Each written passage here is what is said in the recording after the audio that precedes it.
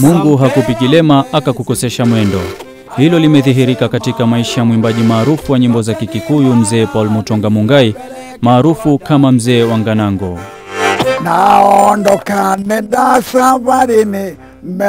Mfalme huyu wa nyimbo hizi alizaliwa mwaka 1930 katika kijiji cha Mushadha, kaunti ya Kiambu, akiwa mzima bila ulemavu wowote.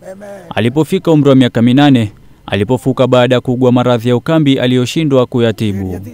Mnamo mwaka 1951 alijiunga na chuo cha vipofu cha Thika, na hapa ndipo alipokigundua kipawa chake cha uimbaji akiwa na rafikie wa karibu zaidi marehemu Cyrus Wairuri. Kutoka 1956 mpaka 1959 ndio tulitoa rekodi yetu ya mbele. Inaitwa Mwendo Taririkana.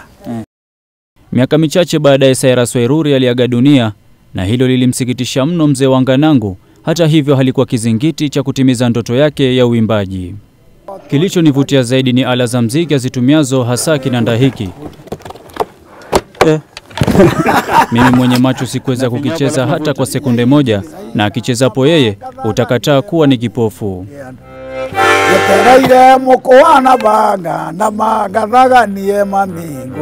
Mzee huyu, mume wa mke mmoja na baba ya watoto 7, anatambulika kitaifa na kimataifa, kwani amezuru nchi tofauti za ulimwenguni kutumbuiza watu. Angu inaitwa Mushadha Guitarist, ili ya kuimbia Kenyatta.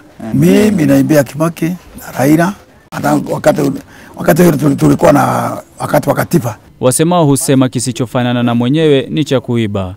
Mwanae Martin wa Nganango ameamua kuirithi kazi hii ya babaye, na anapania kuiendeleza na kuidumisha katika familia. Kwangu ilikuwa fursa aina yake kukutana ana kwa ana na mzee huyu, na kwa hakika daima itasalia katika kumbukumbu zangu. Kweli nyimbo haina lugha maalum, licha kuwa sifahamu lugha ya Kikikuyu. Utamu uliponikolea nilijipata nikiicheza.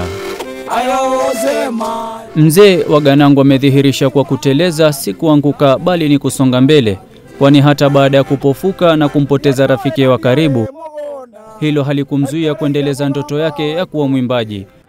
Na kama unavyoona hapa, anamfunza mwanae kazi ya uimbaji, pengine kudhihirisha kuwa tunda halianguki mbali na mti wake. Ahmed Jumabalo, K24, makala Walioshamiri.